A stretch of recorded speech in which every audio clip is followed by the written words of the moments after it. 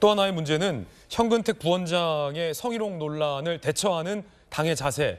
이게 또 다른 논란이 일고 있습니다. 지역 정치인과 그 정치인을 수행하는 여성 수행비서에게 니네 그렇고 그런 사이냐라는 식의 술 취한 대담이 전해지며 논란이 커지고 있습니다. 물론 정성호, 이재명 이 두 분이 나눈 은밀한 문자 메시지가 더 논란이긴 합니다만 현근택 부원장이 당의 조사를 받았다고 합니다. 그런데 이런 발언을 한 것으로 전해져 또 다른 논란이 일고 있습니다. 성희롱 논란 현근택 대면 조사. 어제 서울 모처에서 윤리감찰단이 대면 조사를 했습니다. 지난 8일 피해자 측 후보인 이석주가 내게 불출마를 요구했다. 내가 답을 못하고 머뭇거리자 이튿날 새벽에 이 사건이 보도됐다. 그러니까 이석주가 이 사건을 터뜨렸다라고는 얘기하지 않았지만 말하는 뉘앙스가 듣기에 따라선 불출마를 요구하고 내가 머뭇거리자 이 사건이 터졌다. 라는 식으로 들릴 수는 있는 것 같아요. 사건 당시 기억나지 않는다. 사실관계를 인정하고 사과하라는 피해자 측 요구는 받아들일 수 없다. 라며 사실관계 인정을 거부했습니다. 잠시 후에 이야기 나누겠지만 그리고 나서 현근택을 구명하라라는 강성 지지자들의 탄원서 움직임도 심상치 않습니다. 잠시 후에 이야기 전해드리겠고요. 검사 출신에 조사 많이 해보셨잖아요. 수사. 진실의 방으로. 현근택 부원장이 앞서 공개했던 사과문과 또 톤이 좀 달라졌어요. 사실관계 인정할 수 없고 사과할 수 없다. 그리고 오히려 저 이석주가 나에게 불출마를 요구했는데 내가 딱 불출마 안 하겠다고 하니까 갑자기 이게 터져 나왔다. 라는 일종의 억울함도 좀 보이는데 어떻게 보십니까? 예, 버티기 들어간 거죠. 버티기다. 예, 저게 이제 전형적인 이제 버티기고요.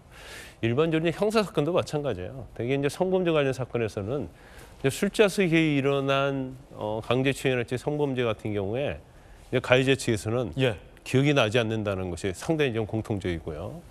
그 다음에 또 사과를 합니다. 사과를 기억이 나지 않으면 기억이 나지 않는다. 내가 어떻게 얘기했느냐 이렇게 얘기하는 거 아니에요? 그리고 사과를 해요. 왜? 기억이 나기 때문에 사과를 하는 거죠. 그리고 지금 10번 전화했다는 거 아니에요? 피해자 측에. 그리고 사과 문자 보냈다는 거 아닙니까? 그럼 인정하는 차원이었잖아요.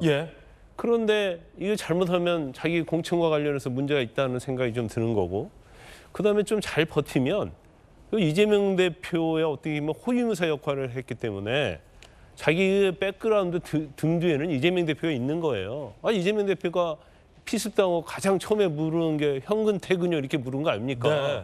이보다 더 큰 팩이 어디 있어요? 그러니까 일단은 적격 부적격이랄지 감찰위원회 이걸 통과를 해야 하거든요. 그러려면 어떻게 하냐면 인정을 해버리면 이건 컷오프 할 수밖에 없어요.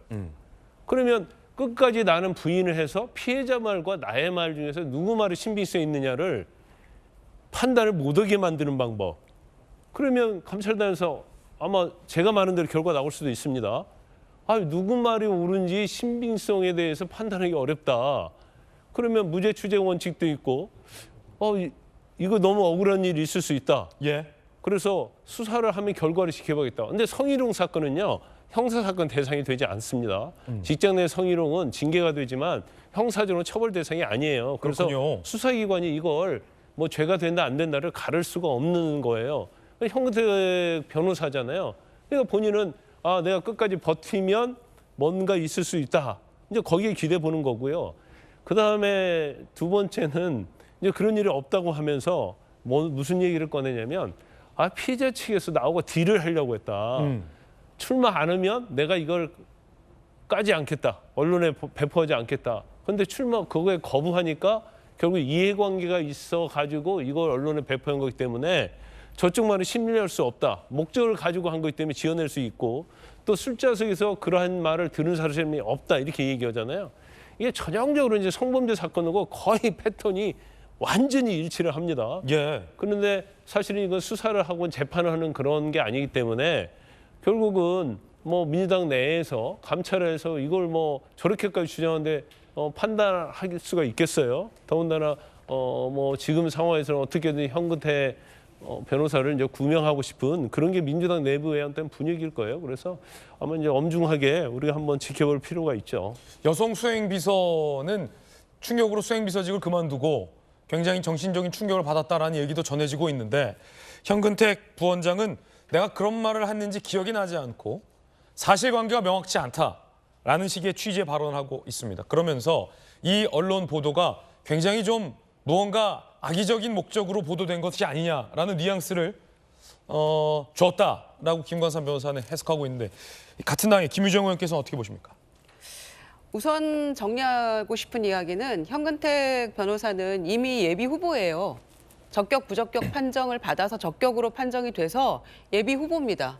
그런데 이제 이후에 이제 이게 사실이 보도가 되고 알려지면서 이걸 어떻게 할 건가, 이를테면 뭐 당원 자격 정지를 할 건지, 또 나중에 이제 공정 심사를 하면서 뭐 컷오프 대상에 포함을 시킬 것인지 등등을 포함해서 이제 어떻게 할 건지를 판단하기 위해서 윤리감찰단에서 조사를 하고 있는 거거든요. 예. 그런데 이제 우선은 아까 뭐 불출마 요구 이런 얘기가 서로 이제 그 상대 그 이석주 씨하고 입장이 좀 다른 것 같아요. 이석주 씨는 언론 그 인터뷰에서 한 얘기는 동의 없이 피해자를 찾아오려고 하면서 피해자 어떠냐, 입장이 어떠냐라고 물어서 화가 나서 정치하지 마라, 국회의원 출마하지 마라 이렇게 얘기했다라는 거죠. 그런데 이제 현근택 변호사는 불출마 요구를 했는데 내가 머뭇거리자 언론으로 바로 이제 이거를 흘렸다 이렇게 얘기하고 차이가 있지 않습니까? 그래서 이제 그런 부분들이 좀 규명이 돼야 될 것 같고요. 이게 이제 공관위원회 당연직으로 들어가는 의원들이 있죠. 그중에 한 사람이 여성위원장입니다. 그런데 이번에 이 사건 터지고 나서 여성위에서 성명을 발표했어요. 예. 강력 징계해야 된다 이렇게 입장을 밝혔지 않습니까? 그런 입장인데 나중에 공관위에서 여성위원장이 그럼 다른 입장을 또 얘기할 수 있을까요? 이제 그런 것들을 정말 성인지 감수성이 넘어 떨어지는 얘기를 그만해야 된다 저는. 그래서 예. 이거를 정말 원칙적으로 제대로 봐야 되고 그런 적격 부적격은 이미 판정이 나서 예비 후보입니다마는 이후에 어떤 기준은 좀 더 원칙적으로 해야 된다. 그건 말씀드립니다.